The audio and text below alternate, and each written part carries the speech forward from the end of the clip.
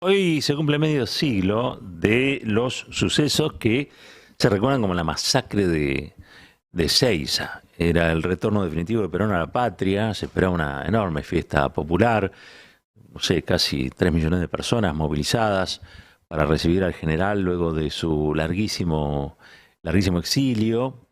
Y todo terminó en una batalla sangrienta, ¿no? Con muertos, con heridos, con detenidos. Y también, unas horas más tarde, con un discurso muy furibundo del propio Perón, atacando a la izquierda de su movimiento, particularmente a la juventud, que habían sido esos jóvenes los promotores de su vuelta, ¿no? El Luchi vuelve. ¿Eh? Pero allí se dio por primera vez una escena que es la escena de una controversia llevada al paroxismo de la violencia, ¿no?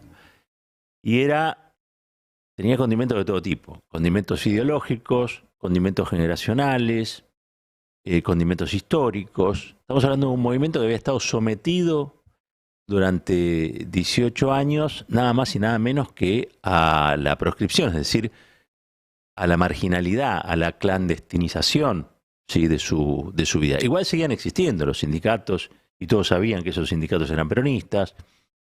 Se dio a la organización de la juventud, que era la juventud peronista. Digo, en esos 18 años se siguió haciendo política, pero de modo ilícito, ilegal o clandestino.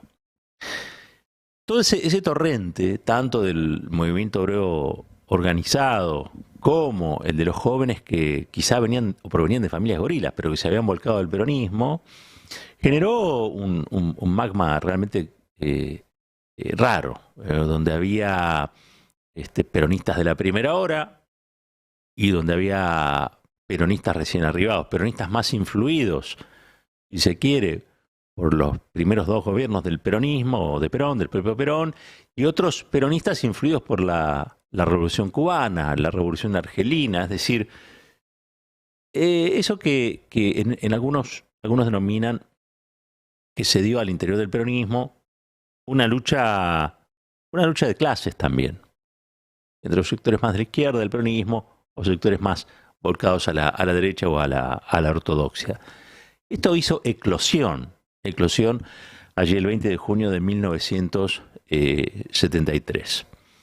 Hay una versión, que es una versión más o menos oficial hasta ahora, que habla de grupos vinculados a la inteligencia en complicidad con los grupos de choque de cierto sindicalismo y, por el otro lado, también grupos ligados a la ortodoxia del movimiento peronista que tenían el control del palco. Y por el otro lado, los sectores de la tendencia revolucionaria del peronismo que le querían demostrar a Perón su capacidad de movilización de masas. Desde el palco, dicen algunos, empezaron a disparar a la multitud, otros dicen no, desde la multitud había gente con armas de fuego que dispararon hacia el palco. Estaba allí Leonardo Fabio, arriba del escenario, solo, tratando de pedir algo de calma, cosa que no le han tenido, no le han escuchado mucho. Él dice que intervino para que dejaran de torturar gente luego, cuando los vio allí cerquita en un hotel que había. Y bueno, Fabio ha sido un protagonista clave. También hay unas imágenes donde se ve a gente con anteojos negros y armados subiendo de los pelos a un militante al palco. Bueno, una sucesión, ¿sí?, de postales que nos recuerdan que cuando el peronismo no llega a síntesis, bueno, resuelve sus cosas muchas veces de manera violenta, y ahí lo que se dio fue una pelea violenta y fratricida. Había desde ya sectores que eran peronistas de Cook, vamos a decir, y otros que tenían una mirada un tanto más primo-riverista de la cosa. Es muy interesante que haya aparecido ahora la versión de Juan Manuel Abalmedina, porque padre, ¿no? Porque él estuvo allí con los organizadores, con Rucci, con Osinde, y también él es testigo, en su libro lo cuenta, digamos, ¿no?, de cómo se fue yendo de las manos todo esto, ¿no? Pero había fuerzas oscuras que no querían ese reencuentro entre Perón y su pueblo, o no querían que fuera una fiesta. Y fue lo que fue. Para algunos una masacre, para otros una emboscada. Si nosotros miramos con la distancia de medio siglo, bueno, lo que estamos viendo es a dónde no hay que llegar nunca, ¿sí? Sobre todo si se hace caso a las 20 verdades del peronismo, ¿no? Y que es como una síntesis doctrinaria, tantos que hablan de doctrina, etcétera. Es una síntesis doctrinaria que manda fundamentalmente a unirse con otros peronistas y a tener algunos valores que no son precisamente los de dirimir estos pleitos del modo en que se trataron de dirimir ahí. ¿Por qué estaba hablando de todo esto a medio siglo? Bueno, primero porque me encanta la historia, calculo que algún que otro habrá participado de esos sucesos, se habrá movilizado, habrá vuelto frustrado también por lo que sucedió allí, o se lo han contado, como me pasó a mí, porque era muy chiquito, sí fue mi madre, sí fue mi abuela. Estamos hablando de una cantidad de gente movilizada como la que se movilizó por el triunfo de la selección, el campeonato del mundo. Más o menos lo mismo. Nada más que no era Messi, no era ninguno de los jugadores, no era el Dibu Martínez, nada. Era Perón. Era Perón volviendo a la patria. Definitivamente. Eso marca también una distancia en las épocas, que son también cosas a decir. Pero esto lo quería juntar yo con lo que está sucediendo hoy en la interna del peronismo. Y me parece que hay algo que nos dice ese 20 de junio del 73 como para ser tomado en cuenta hoy. Y yo el otro día lo planteé y lo quiero volver a decir. Hay alguna gente que esto lo plantea como un antagonismo entre sectores arrogándose unos la potestad sobre el peronismo y acusando a los otros de ser prácticamente, no usa esa palabra, pero como si fueran infiltrados o fueran cuerpos extraños al peronismo. Toda esa narrativa a mí me remonta a ese 20 de junio del 73. Y eso fue como el preludio, ¿no? Cuando uno piensa en el 20 de junio del 73 es el preludio a lo que iba a pasar después. Es el preludio a la violencia apoderándose de todo, ¿no?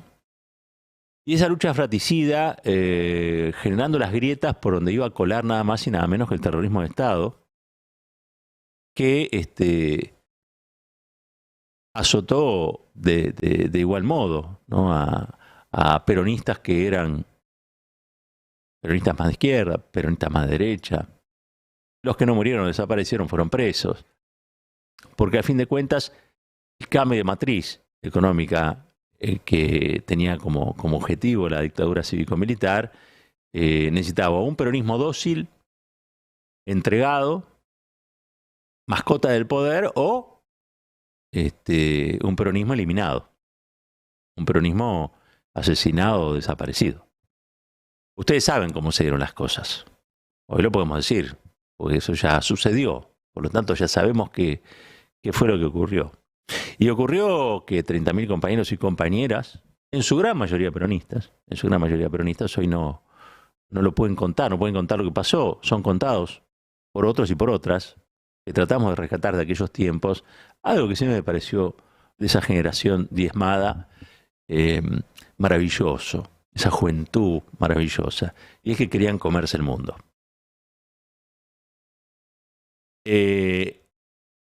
Vivir queriéndose comerse el mundo es algo apasionante. Tiene sus riesgos. La historia lo ha demostrado. Alguno me dirá, pero tiene más riesgo no tener ninguna pasión. Y también yo acuerdo con eso. Tiene más riesgo vivir sin creer en nada. Sí, claro. Si no crees en nada, estás como medio muerto en vida. Bueno, esa generación creía mucho en las cosas. Esa generación se comía la vida. Esa generación es una generación diezmada porque realmente revolucionó y trastocó muchos intereses en la Argentina. Esa generación hizo posible la vuelta de Perón. Y es sobre esa generación que hay un despliegue constante de negatividad, digamos, ¿no? Se descarga sobre esa generación la responsabilidad de cosas que esa generación no tuvo en sus manos resolver. La resolvieron otros. Los que promovieron, al fin de cuentas, la masacre, deberían hacerse cargo algún día de eso que hicieron con un montón de pibes y pibas que, bueno, querían cambiar el mundo. ¿A qué otra cosa se viene al mundo?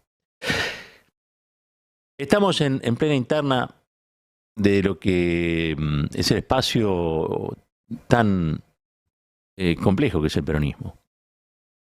Y estamos en una situación que es bastante complicada, además. Se agrega la complicación habitual, histórica, una que es de mucha actualidad, y es que la principal dirigente no quiere, no puede, está proscripta para ser candidata. Por lo tanto, como ella no decide, han decidido otros por ella, y los que tienen que decidir dentro del espacio realmente les cuesta horrores, porque es una situación inédita, novedosa. Es un kirchnerismo con Cristina no siendo candidata. Y eso es por primera vez que ocurre, ¿no? Y por el otro lado también emergen sectores del peronismo que hace rato se la quieren cobrar al kirchnerismo, porque el kirchnerismo es esa generación diezmada. Y recordemos que en Ezeiza no todos eran lo mismo. Bueno, hoy en esta interna, a mí me parece tampoco son todos lo mismo.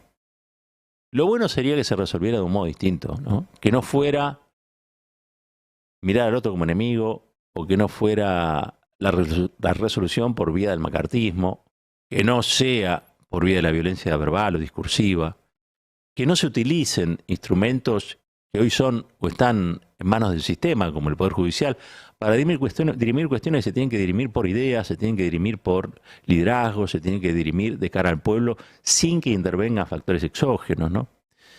A mí me da la impresión de que a 50 años de la masacre de Ezeiza, el peronismo tendría que hacer una reflexión profunda.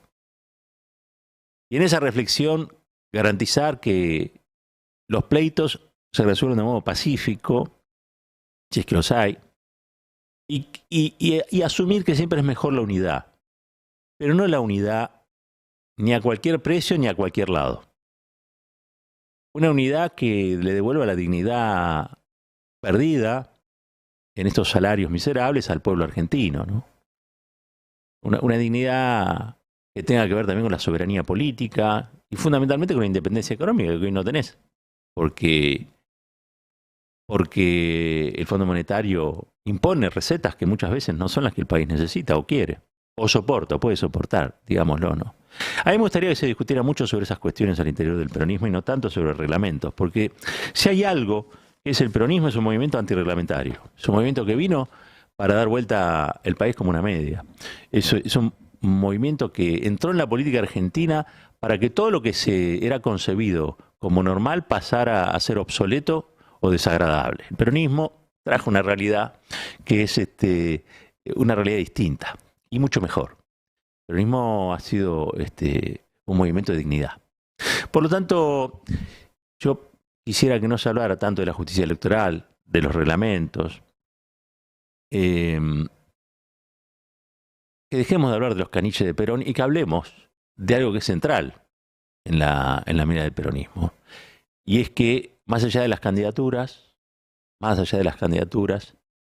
nadie entre los que votan al peronismo, y que son muchos en este país, va a estar pendiente de tal o cual candidato o candidata, o de tal o cual artículo del reglamento, no artículo del reglamento, sino esencialmente de aquel que diga con la verdad, cuál es el camino para devolverle al pueblo argentino algo de esa dignidad perdida en la noche oscura del neoliberalismo. Bueno, unimos dos episodios que son una interna como la de hoy con los 50 años de la masacre de Ezeiza. En el medio de todo eso siempre hay alguien muy vigente, que es Leonardo Fabio. Y hay un tema de Leonardo Fabio que yo sé que le parte la cabeza a muchos, porque es medio vintage y porque une generaciones. Es muy lindo eso que logra el peronismo también, unir generaciones. Yo cuando veo pibes jóvenes que se reclaman peronistas y que hoy, como todo peronista, van a estar muchos proscriptos de votar a quien quisieran votar y van a tener que votar a lo que se pueda votar. A mí me da mucha ternura, mucha ternura. que haya atravesado tanto tiempo una identidad de estas características y que todavía hoy haya gente que se reclama para sí. Creo que el kirchnerismo ha hecho muchísimo para revitalizar al peronismo y para enseñárselo a las nuevas generaciones. Por supuesto, desde aquellos episodios a los actuales, sabremos que hay otros que también dicen ser peronistas, que no les molesta a la juventud, les molesta lo que trae de novedad y les molesta fundamentalmente que haya peronistas que sientan orgullo de lo que pasó en los años felices recientes, ¿no? Así que bueno, vamos a terminar con este temita de Leonardo Fabio, que estaba arriba del palco allá y que salvó gente ese día y que está más vigente que nunca acá adentro, en nuestros corazones. Un país unido por la radio.